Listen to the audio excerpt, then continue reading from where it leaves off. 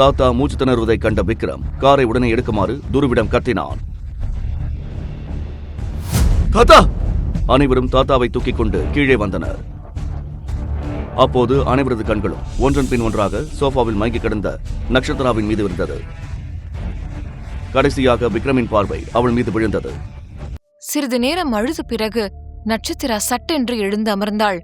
தன் கண்களை துடைத்துக் கொண்டவள் அங்கிருந்த கண்ணாடி முன் வந்து நின்றாள். அவளது முகம் அழுது அழுது சிவந்திருந்தது. கண்ணாடியில் தெரிந்த தன் பிம்பத்தை பார்த்து தனக்குத்தானே தைரியம் சொல்லத் தொடங்கினாள். இல்ல நட்சத்திரா, நீ இப்படி அழுதுட்டே இருந்தா எதுவுமே மாறாது. அந்த ஹிட்லர் சொன்னதை நீ கேட்கலையா? நீ அங்க போக லேட்டானா அந்த அரக்க அடுத்து என்ன பண்ணுவான்னு யாருக்கு தெரியும்?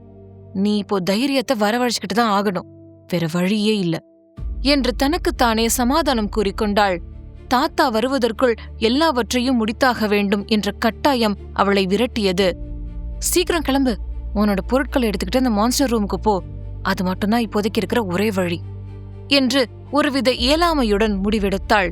நட்சத்திரா அவசர அவசரமாக தன் துணிகளையும் சிறிய உடைமைகளையும் ஒரு பையில் திணித்தாள். அது ஒரு சிறிய பைதான். அவளிடம் இருந்த மொத்த உடைமைகளுமே அவ்வளவுதான். அந்த பையை இறுக பற்றி கொண்டு மீண்டும் விக்ரமின் அறையை நோக்கி நடந்தாள். விக்ரமின் அறை வாசலில் நின்றவள் கைகள் நடுங்க கதவை தட்டினாள். அறைக்குள்ளிருந்து விக்ரமின் அதிகார குரல் கேட்டது. ஓபன் தி டோர் என்று அவன் கட்டளையிட்ட அடுத்த நொடி கதவு தானாகவே அகலத் திறந்தது. நட்சத்திரா மீண்டும் ஒருமுறை வியப்பில் ஆழ்ந்தவள். விக்ரம் தன் மாளிகை முழுவதும் வாய்ஸ் கமாண்ட் சிஸ்டம் வசதியை பொருத்தி இருந்தான். வியப்பை அடக்கிக் கொண்டு தன் பையை மார்போடு அணைத்தபடி அறைக்குள் நுழைந்தாள் நட்சத்திரா. விக்ரமின் கண்கள் நட்சத்திராவை பருந்து போல் கவனித்தன. உன்னோட திங்ஸ் எல்லாத்தையும் அங்க அந்த மூலையில வை, வச்சிட்டு உடனே இங்க வா என்று விக்ரம் கடுமையாக உத்தரவிட்டான். நட்சத்திரா பீதியடைந்தாள். ஆனாலும் அவன் பேச்சை மீறினால் விளையும் ஆபத்தை உணர்ந்தவள் தன் பையை மூலையில் வைத்துவிட்டு அவன் முன்னால் வந்து நின்றாள். விக்ரம் ஒரு கனமான ஃபைலை எடுத்து அவள் முன்னால் வீசி எறிந்தான். அது சத்தத்துடன் மேஜையின் மீது விழுந்தது. இந்த ஃபைலை முழுசா படிச்சு பாரு, படிச்சுட்டு இதுல சைன் பண்ணு என்று அவன் உணர்ச்சியற்ற குரலில் சொன்னான். நட்சத்திரா அதிர்ச்சியுடன் அவனை பார்த்தாள். அவளது கண்களில் இது என்ன என்ற கேள்வி தொக்கி நின்றது. அவளது மௌனத்தை புரிந்து கொண்ட விக்ரம் ஒரு இளக்காரமான புன்னகையுடன் பேசத் தொடங்கினான். யோசிக்காத, இது ஒரு அக்ரிமெண்ட். அடுத்த 6 மாசத்துக்கு நீ கேர்டேக்கரா வேலை பார்க்கறன்னு இதுல தெளிவா இருக்கு. அபிஷியலா உன்னை இந்த வீட்டோட கேர்டேக்கரா நான் அப்பாயிண்ட் பண்றேன். இதுக்கு உனக்கு மாசம் 3 லட்சம் சம்பளம். அதாவது இந்த 6 மாசத்துல மொத்தம் 18 லட்சம் உனக்கு கிடைக்கும் என்றான். நட்சத்திராவிற்கு தலை சுற்றியது. 3 லட்சம் ரூபாயா என்று அவளது இதயம் ஒரு நிமிடம் நின்றது. ஏன் அப்படி பாக்குற? நீ பணத்துக்காக தானே இங்க வந்த. உன்னோட குடும்ப கனவுல கூட பார்க்காத பணத்தை நான் உனக்கு தரேன். ஆனா இதுக்கு நீ செய்ய வேண்டியது ஒண்ணுதான். இந்த 6 மாசம் நீ என்னோட கட்டுப்பாட்டுல இருக்கணும். தாத்தா முன்னாடி நடிப்பு, வீட்டுக்குள்ள வேலை, அவ்வளவுதான். இப்போ இதுல சைன் பண்ணு என்று அவன் பேனாவை அவளை நோக்கி நீட்டினான். நட்சத்திராவின் கை நடுங்கியது. அவளுக்கு தான் ஒரு வியாபார பொருளாக மாற்றப்பட்டது போன்ற வேதனை ஏற்பட்டது. நான் பணத்துக்காக வரல என்று மெல்ல சொல்ல வந்தாள். ஆனால் விக்ரமின் அந்த இரும்பு போன்ற பார்வை அவளது குரலை அடக்கியது. ஏய், உனக்கு காது கேட்காதா? இல்ல வேணும்னே என் பொறுமைய சோதிக்கிறியா என்று விக்ரம் சீறினான். சைன் பண்ணுன்னு சொன்னேன்ல, இன்னொன்னு ஞாபகம் வச்சுக்கோ. இந்த விக்ரமோட பேரை தப்பா யூஸ் பண்ணணும்னு நீ நினைச்சா கூட உன்னால கற்பனை பண்ணி பார்க்க முடியாத அளவுக்கு தண்டனை பயங்கரமா இருக்கும் என்று எச்சரித்தான். நட்சத்திரா அடுத்து ஒரு நொடி கூட யோசிக்கவில்லை. விக்ரமின் அந்த முரட்டு பார்வையிலிருந்து தப்பினால் போதும் என்று தோன்றியது. பேனாவை வேகமாக கையில் எடுத்தாள். அந்த ஒப்பந்தத்தில் என்ன எழுதியிருக்கிறது, எதற்காக கையெழுத்திடுகிறோம் என்று ஒரு வார்த்தை கூட அவள் படித்து பார்க்கவில்லை. மின்னல் வேகத்தில் தன் கையெழுத்தை பதித்தாள். அங்கிருந்து ஓடிவிட வேண்டும் என்ற அவசரத்தில் அவன் காட்டிய எல்லா இடங்களிலும் கடகடவென்று கையெழுத்திட்டு முடித்தாள். நட்சத்திரா கையெழுத்திட்டு முடித்த அந்த 10வது நொடி விக்ரம் பாய்ந்து வந்து அந்த பேப்பர்களை தன் கைக்கு இழுத்துக்கொண்டான். அவனது முகத்தில் ஒரு வஞ்சகமான புன்னகை தவிழ்ந்தது. பின்பு அவன் அந்த ஃபைல்ஸை சற்றும் மதிக்காமல் அப்படியே கட்டிலின் மீது வீசி எறிந்தான். திடீரென்று விக்ரம் நட்சத்திராவை நோக்கி முன்னேறத் தொடங்கினான். அவன் ஒரு அடி முன்னால் வைக்க அவள் ஒரு அடி பின்னால் நகர்ந்தாள். அவளது இதயம் தொண்டைக்கு வந்துவிட்டது போல் துடித்தது. ஐயோ, இப்ப எதுக்கு இவர் இப்படி வராரு? நான் தான் எல்லாத்துலயும் சைன் பண்ணிட்டேன்ல, அப்புறம் ஏன் என்னை இப்படி முறைக்கிறாரு என்று பயந்தபடியே பின்வாங்கியவளின் முதுகு திடீரென்று அந்த அறையின் குளிர்ந்த சுவரில் மோதியது. இனி தப்பிக்க இடமே இல்லை. விக்ரம் அவளுக்கு மிக அருகில் வந்து நின்றான். அவனது உடலின் வெப்பத்தை அவளால் உணர முடிந்தது. விக்ரமின் ஒரு கை சுவரில் அவளது தலைக்கு அருகில் ஊன்றப்பட்டது. நட்சத்திரா தன் கண்களை இறுக மூடிக்கொண்டாள். நட்சத்திரா அந்த அறையிலிருந்து எப்படியாவது நழுவிவிட வேண்டும் என்று துடித்தாள். ஆனால் விக்ரம் அவளது பாதையை மறிக்கும் விதமாகத்தான் ஒரு கையை சுவரில் ஓங்கி நின்றான். நட்சத்திரா பதற்றத்துடன் மறுபக்கம் வழியாக தப்பிக்க முயன்றாள். ஆனால் விக்ரம் மின்னல் வேகத்தில் அந்த பக்கத்திலும் தன் கையை வைத்து அவளை சிறைப்படுத்தினான். இப்போது அவள் அவனது இரு கைகளுக்கும் நடுவே மாட்டிக்கொண்டாள். இவருக்கு என்னதான் பிரச்சனை? இப்போ எதுக்கு இப்படி என் வழிய மறைச்சு நிக்கிறாரு? ஒருவேளை என்ன எதுவும் பண்ணிடுவாரோ என்று நட்சத்திரா குழப்பத்திலும் பயத்திலும் தவித்தாள். அவளது அழகிய முகத்தை ஒரு கணம் கூர்ந்து நோக்கிய விக்ரம் ஏளனமான ஒரு சிரிப்பை உதிர்த்தான்.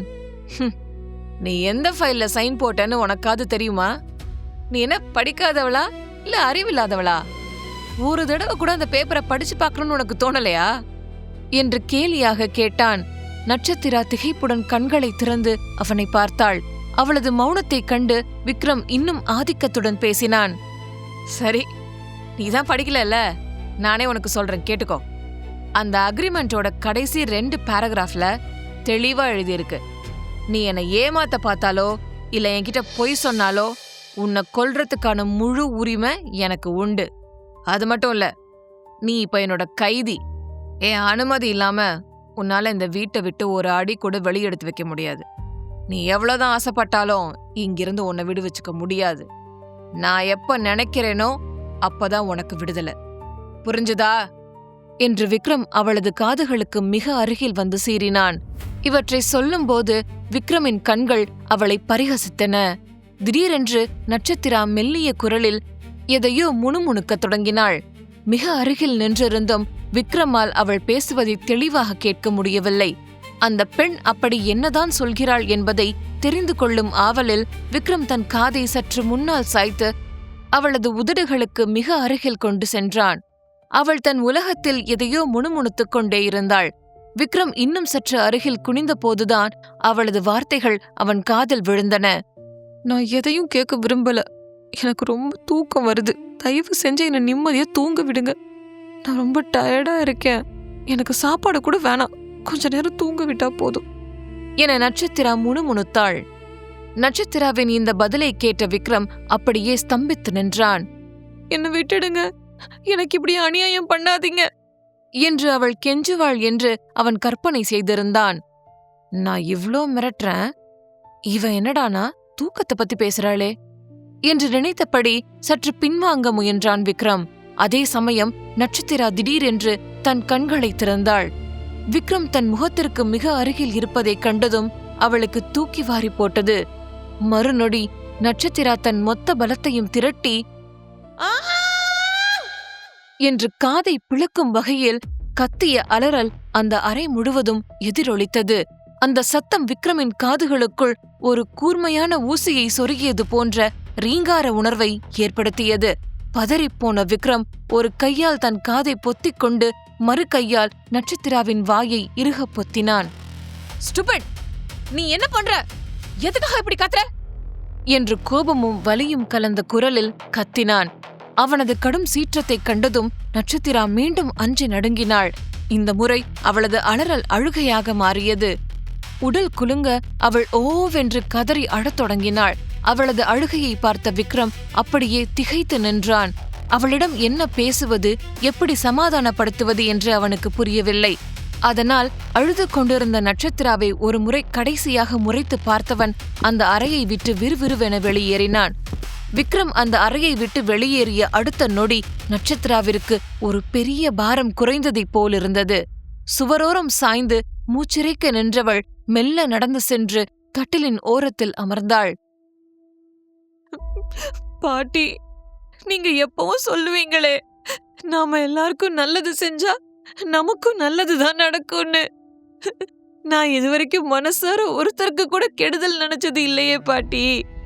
எல்லார்கிட்டயும் அன்பா தானே இருக்கேன். ஆனா பாருங்க, என்னோட வாழ்க்கை எப்படி தலைகீழா மாறிடுச்சுன்னு. இங்க ஒரு மனுஷன் என்ன அடிமையை விட கேவலமா நடத்துறாரு. எனக்கு எதுவுமே புரியல பாட்டி என்று குழந்தையைப் போல விம்மி விம்மி அழுதாள் நட்சத்திரா. இதற்கிடையில் வீட்டின் பிரம்மாண்டமான வாயிலில் ஒரு கார் வந்து நின்றது.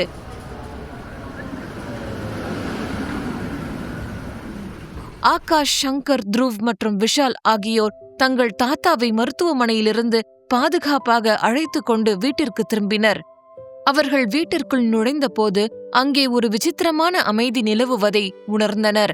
ஆனால் அந்த நால்வரில் யாரும் அதை பற்றி வெளியே பேசவில்லை. குறிப்பாக ஆகாஷும் சங்கரும் ஒரு ரகசிய புன்னகையை தங்களுக்குள் பரிமாறிக்கொண்டனர். விக்ரம் ஒரு வழியா நட்சத்திராவை தான் பொண்டாட்டியா ஏத்துக்கிட்டான். அவங்க 2 பேரும் மேல தனியா இருக்காங்க போல, அதான் வீடு இவ்வளவு அமைதியா இருக்கு என்று அவர்கள் தவறாக புரிந்து கொண்டனர். விக்ரம் எதற்கும் துணிந்தவன் என்றாலும் அவன் தன் மனைவியுடன் சமாதானமாக போவது அவர்களுக்கு மகிழ்ச்சியை தந்தது. சரியாக அந்த நேரத்தில் விக்ரம் மாடிப்படிகளிலிருந்து வேகமாக இறங்கி வருவதை அவர்கள் கண்டனர். அவனது முகம் சற்று முன்னால் நடந்த மோதலால் இன்னும் சிவந்து போயிருந்தது. தன் தாத்தாவை கண்டதும் விக்ரம் தன் கோபத்தை மறைத்துக் கொண்டு ஓடிச் சென்று அவர் கைகளை பற்றிக் கொண்டான். தாத்தா, இப்போ உங்க உடம்பு எப்படி இருக்கு? ஏதாவது வலி இருக்கா என்று அக்கறையோடு விசாரித்தான் விக்ரம். விக்ரமின் குரலில் இருந்த அந்த உண்மை தொனி அவன் தன் தாத்தா மீது வைத்திருக்கும் அளவற்ற பாசத்தை காட்டியது. தாத்தா விக்ரமின் தலையை அன்போடு தடவிக் கொடுத்தார். அவர் முகத்தில் ஒரு பேரமைதி நிலவியது. நான் இப்போ ரொம்ப நல்லா இருக்கேன்டா. எனக்கு இருந்த எல்லா கவலையையும் நீ இன்னைக்கு தீர்த்து வச்சுட்ட. நட்சத்திராவ உன் மனைவியா ஏத்துக்கிட்ட. அந்த ஒரு சந்தோஷமே போதும். நான் இன்னும் பல வருஷம் நிம்மதியா உயிரோட வாழ்வேன். எனக்கு வாழ்க்கையில ஒரு புது நம்பிக்கையை கொடுத்துட்டடா என்று நெகிழ்ச்சியுடன் சொன்னார். தாத்தா சிரித்தபடியே பேசிக் கொண்டிருந்தது விக்ரமுக்கு ஒரு பக்கம் நிம்மதியை தந்தாலும் மறுபக்கம் ஒரு குற்ற உணர்வை ஏற்படுத்தியது. நட்சத்திராவுக்கும் தனக்கும் இடையே நடக்கும் அந்த கசப்பான உண்மைகள் தாத்தாவுக்கு தெரிந்தால் அவர் தாங்க மாட்டார் என்பது அவனுக்கு தெரியும். தாத்தா, நீங்க இப்பதான் ஹாஸ்பிட்டல்ல இருந்து வந்திருக்கீங்க. இப்போதைக்கு நீங்க எதுவும் பேச வேணாம். அமைதியா இருங்க. முதல்ல உங்க ரூமுக்கு போய் ரெஸ்ட் எடுங்க என்று விக்ரம் மென்மையான அதிகாரத்துடன் சொன்னான். அதெல்லாம் அப்புறம் பாத்துக்கலாம் விக்ரம். முதல்ல என் மருமகளை கூப்பிடு. நான் நட்சத்திராவை பார்க்கணும். அவ முகத்தை பார்த்த பிறகுதான் நான் ரெஸ்ட் எடுக்க போவேன் என்று உறுதியாக சொன்னார். இவளை போய் இப்ப எப்படி வர சொல்றது? அங்க ரூம்ல அழுதுட்டு இருப்பா. இப்போ இங்க வந்தா எல்லா உண்மையும் தெரிஞ்சிடுமே என்று அவன் தவித்தான். அதே சமயம் தாத்தாவிற்கு அவர் வீட்டுக்கு வந்த முதல் நாளே பொய் சொல்லி ஏமாற்றுவதும் அவனுக்கு பிடிக்கவில்லை. அப்போது விஷால் தன் பங்குக்கு விக்ரமை வம்புக்கு இழுக்கத் தொடங்கினான். ஆமாண்ணா, அண்ணி எங்க? நாங்க வந்து இவ்ளோ நேரம் ஆகுது, இன்னும் அவங்கள ஆளையே காணோம். என்ன, நீங்க 2 பேரும் ரூம்ல அவ்வளோ பிஸியா என்று கேலியாகச் சிரித்தான். விஷால் கேட்ட அந்த கேள்வி விக்ரமுக்கு எரியும் நெருப்பில் எண்ணெயை ஊற்றியது போலிருந்தது. விக்ரம் அவனை திரும்பி ஒரு கொலைவெறி பார்வை பார்த்தான். அந்த பார்வையிலிருந்த கோபம் விஷாலை உடனே மௌனமாக்கியது. விக்ரம் நட்சத்திராவோடு போட்டிருக்கும் கான்ட்ராக்ட் பற்றி தாத்தாவுக்கு தெரிய வருமா? தாத்தா நட்சத்திராவை காப்பாற்றுவாரா? முழு கதையையும் கேட்டு மகிழ பாக்கெட் FM ஆப்பை டவுன்லோட் செய்யுங்கள். லிங்க் டிஸ்கிரிப்ஷனில் கொடுக்கப்பட்டுள்ளது.